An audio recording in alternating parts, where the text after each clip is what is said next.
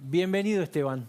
Gracias, Pancho, por la invitación. A ver si puedo lograr que te pongas un segundo en la cabeza de Sergio Tomás Massa y me expliques las medidas de hoy. Bueno, las medidas de hoy están en el marco del recorrido final del Plan Llegar.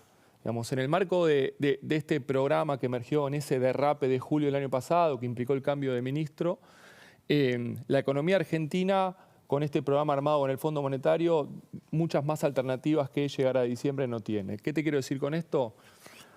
El desenlace de esta nueva crisis cambiaria en la cual nos metimos el 17 de abril, tiene un desenlace alternativa 1 que sería empezar a sincerar y corregir el esquema cambiario. Esto implica obviamente devaluar.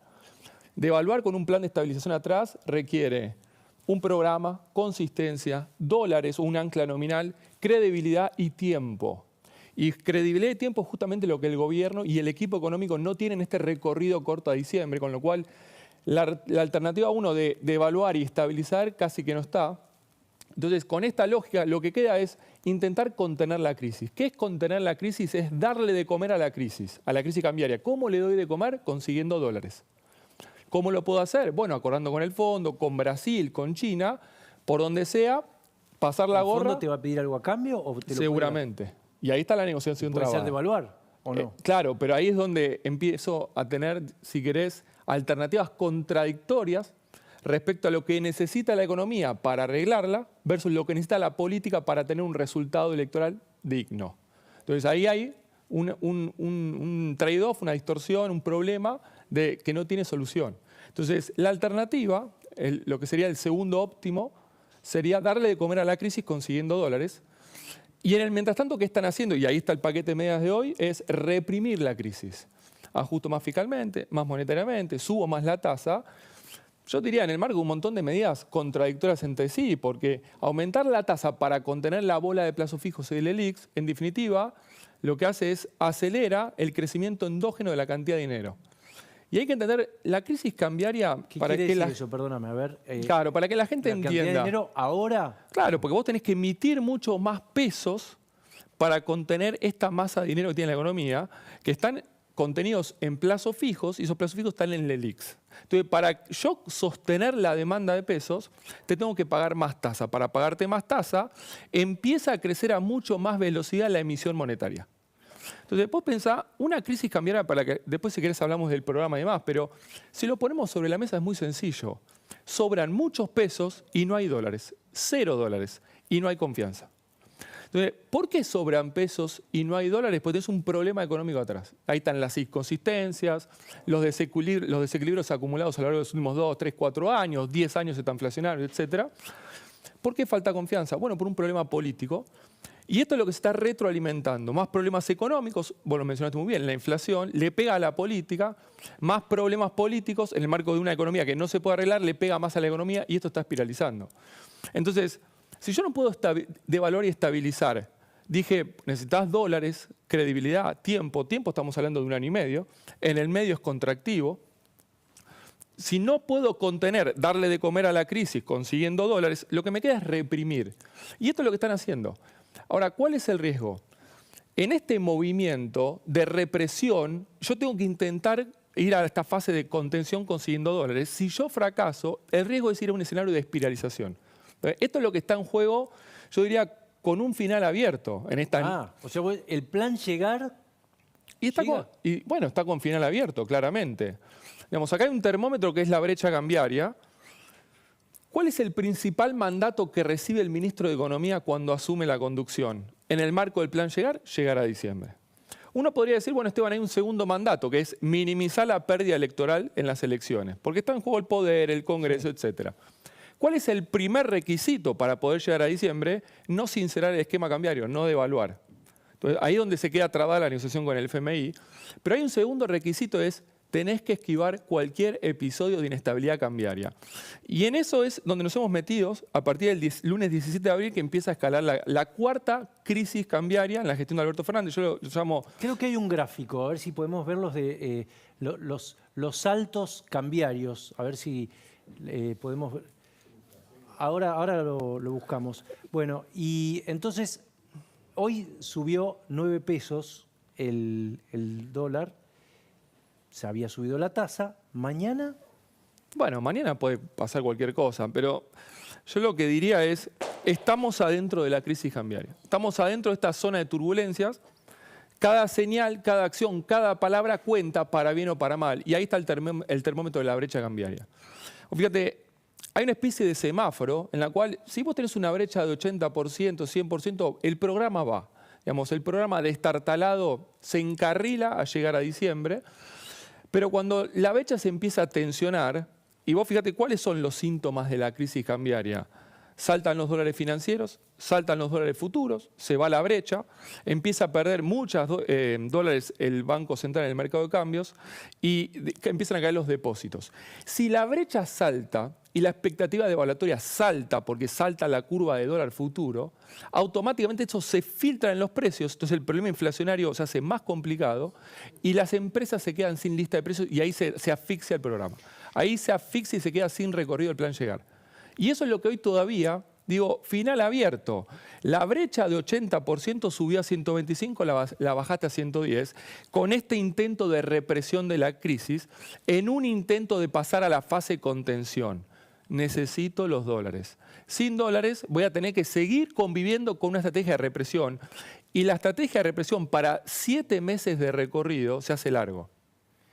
Alberto Fernández dice, tuvimos la pandemia, tuvimos la guerra de Ucrania, la Cámpora agregó un día. ¿Fue un contexto adverso o favorable? Fue un contexto complejo, muy complejo. Ahora, si querés, vamos poniendo el gráfico. Sí, se puede, pero paradójicamente favorable. ¿Por qué? ¿Qué quieres? Acá tenés el gráfico, mirá. Bien. Es interesante linkearlo un poco con lo que vos mencionabas, Pancho, de todo el proceso de salida de la crisis del 2001-2002 y esa primera fase de las famosas tasas chinas de Néstor Kirchner, sí, del 2003 al 2008, con pausa después en la subprime. Eso vino muy acompañado de todo un fenomenal viento de cola como pocas veces vimos. De hecho, si uno analiza 120 años de historia económica argentina, hubo 4 grandes, lo que se llaman superciclos de commodities, y esos términos de intercambio que ven ahí refleja el diferencial de precio de lo que nosotros exportamos versus los precios de lo que nosotros importamos. Entonces, ¿qué pasó? La soja en el 2001-2012 estaba a $150. En el año 2012, 10 años después, estaba a 650. Se multiplicó por 4. Ahí lo estamos viendo, ¿ves? Y es toda esa suba que sube tenemos hasta ahí. 145, es el pico máximo, ¿no? Fíjate, claro, ¿cuándo termina ese pico? Año 2012. ¿Qué dijiste vos en la introducción? Que desde hace 12 años la economía argentina no crece. ¿Qué pasó? Se terminó el superciclo alcista.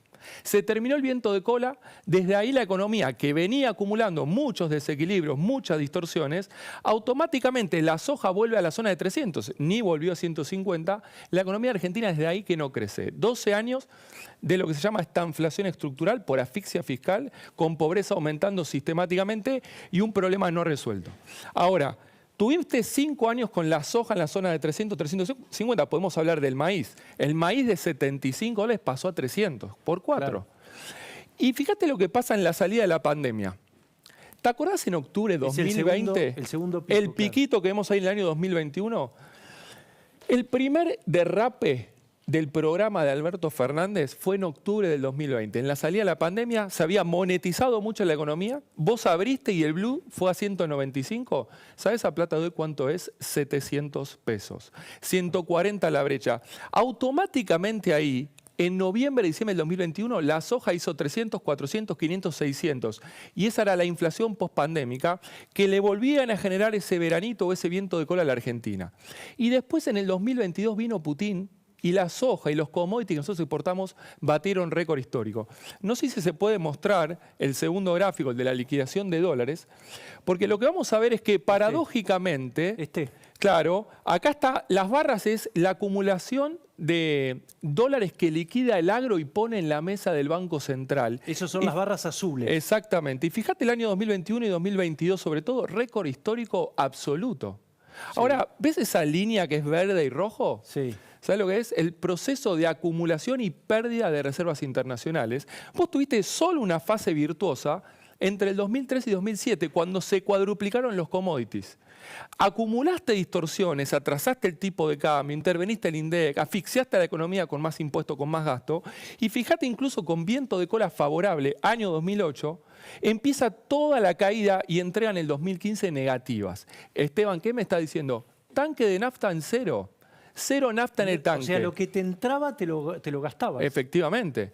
Y del 2011 al 2015 tuviste incluso cepo.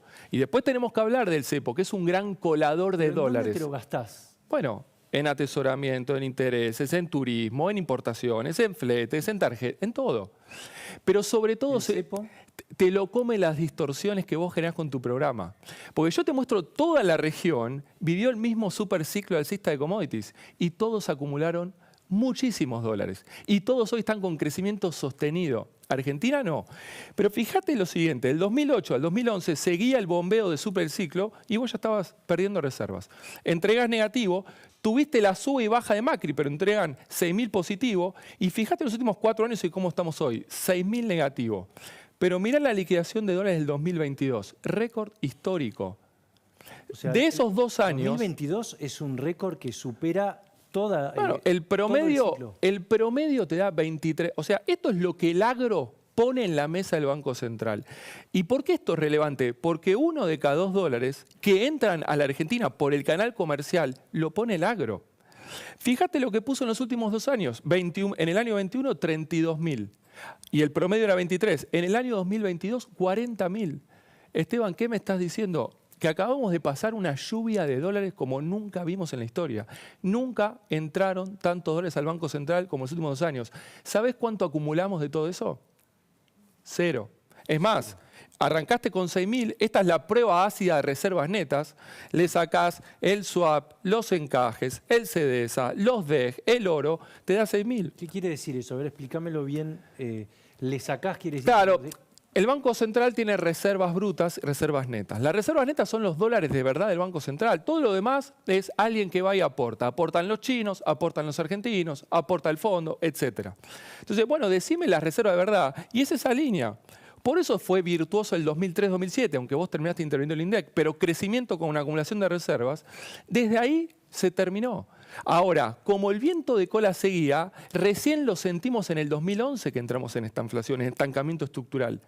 Y todo esto es el loop de un gran modelo económico, digamos, que está entrando en la fase final. Y acá es donde el plan Llegar entra temblando en la fase final, porque las reservas son 0, son negativas, y vos tenés una economía embuchada de pesos que le vamos a tirar más pesos. Entonces yo agarro y leo las medidas que anunciaron ayer y digo, a ver, la tasa de interés sube, ¿eso le saca pesos a la economía o le tira más? Le tira más.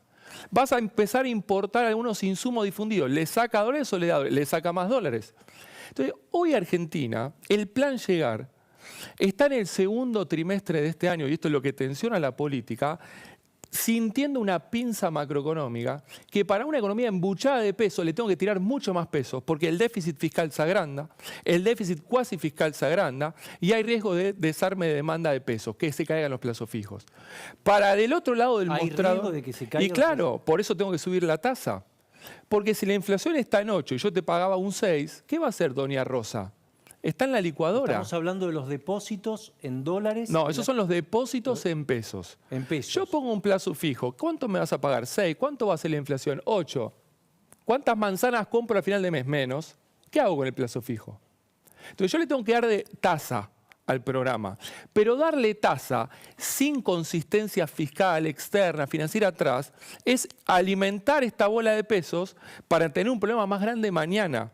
Y este es el kit de la cuestión del plan Llegar. Emparchar y dejar al final. Pero claro, te digo la pinza, la economía embuchada de pesos se encuentra ahora con las filtraciones del esquema cambiario por una brecha gigantesca y sobre todo por un atraso cambiario del plan Platita. Entonces, el corazón, claro, el corazón del problema es que todo ese boom de dólares se filtraron por este colador del esquema cambiario que se implementó. ¿Te acuerdas los 60 pesos fines del 2019? Sí. Que el presidente dijo ese dólar está bien. A plata de hoy ese dólar es 300 y hoy está 230.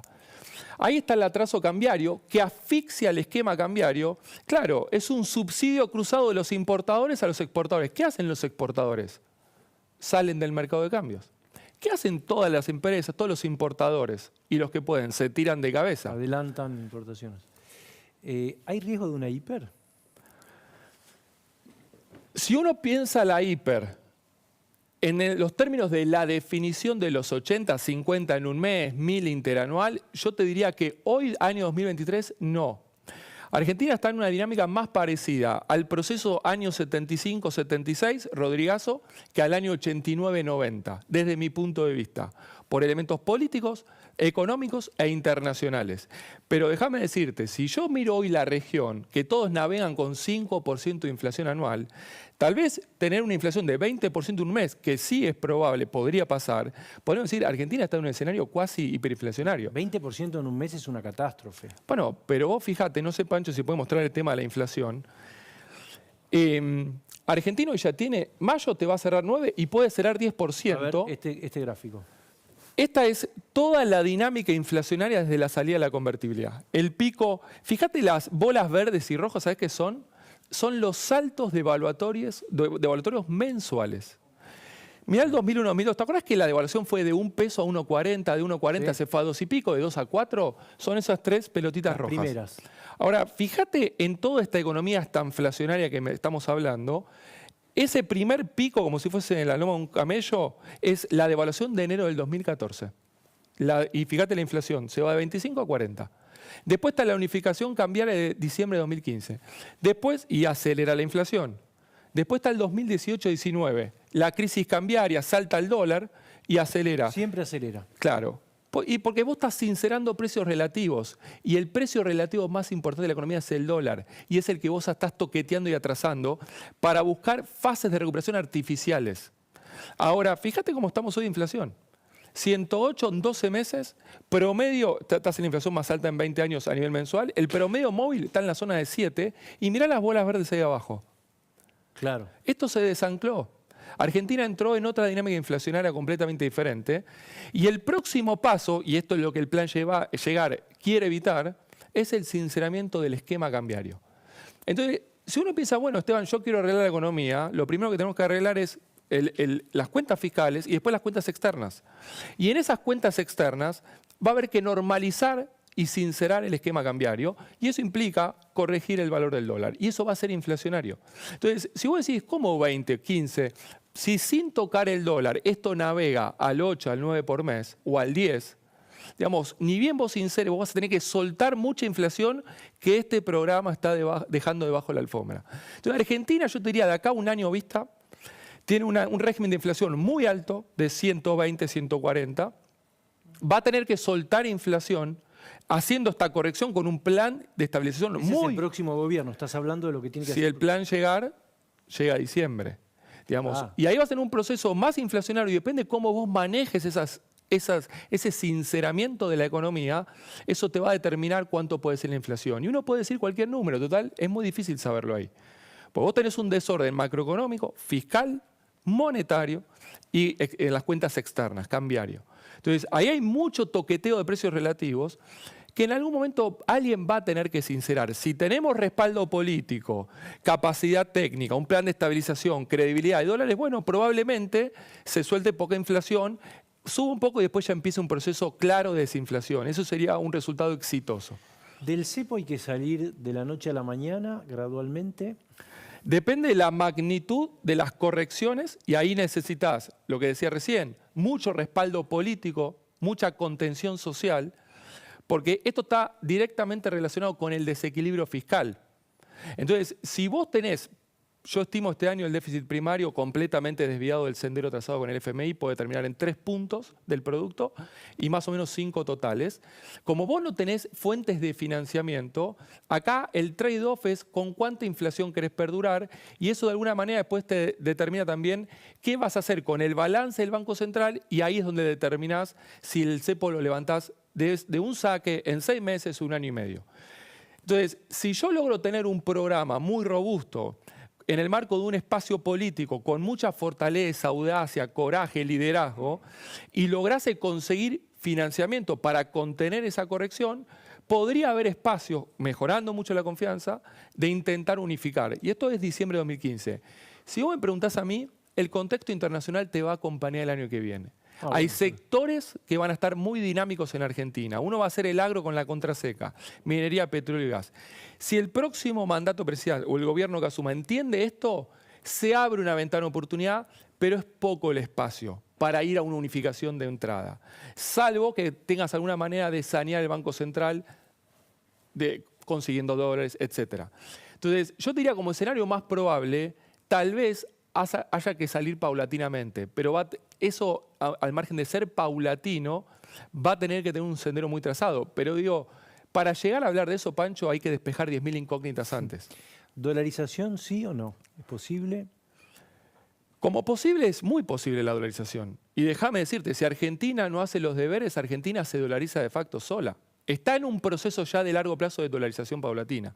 Ahora, déjame responderte como profesor universitario. Te digo, hay 10 regímenes cambiarios. Y la dolarización no es el mejor y tampoco es el mejor para la Argentina. Digamos, y podemos hablar media hora de los pros y contras de cada uno. Sí, la inflación en un año se resolvió, tenés más crédito, Río País converge y tenés más estabilidad porque no tenés el problema cambiario que tenés. Contras, perdés todo el manejo de la herramental de la política monetaria. Te quedas sin amortiguadores, perdés el señoraje. Podríamos hablar media hora de pros y contras, pero si uno balancea, yo te diría, no es el mejor régimen cambiario para la Argentina. Ahora, déjame poner este ejemplo. Si yo conozco una persona, un hombre que no sabe caminar, sale a caminar, se cae, y cada vez que se cae se rompe la cabeza y empieza a ver médicos y le dicen, mira, no me quiero caer más. Bueno, pero no lo puedo hacer. Entonces te vas a seguir golpeando. Hasta que encuentra un médico que le dije, ¿sabes qué, Juancito? Tengo la solución. Te corto las piernas y te subo una silla de ruedas. No te caes nunca más. ¿Y qué pasa? No vas a caminar más tampoco. Pero caer y golpearte la cabeza no va más. Y eso es la dolarización. Entonces, es un segundo óptimo, es un second best. Entonces, si vos no vas a resolver tu problema de indisciplina fiscal y monetaria, de debilidad institucional, de desmanejo de la política monetaria, digamos, no te va a quedar alternativa. Y ahí es donde, a pesar de no ser el mejor régimen cambiario, esa propuesta es superadora porque va a resolver un problema que está arriba del Banco Central, que es el problema político. Gracias, Esteban.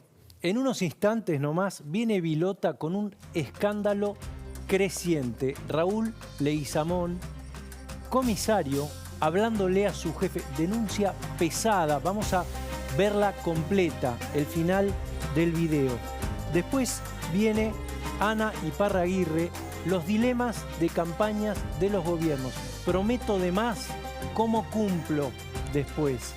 Camila Perochena y un tema recurrente, reelecciones en la historia. Sí, no. Lecciones para aprender para el presente y para el futuro. Carola Gil, conteste la encuesta, porque vamos a difundir los resultados. Y viene con el Momento Whisky, también Vilota y un Kenan imperdible con series. Y después, Luis Novarecio y una entrevista con Joaquín de la Torre. Vamos y volvemos.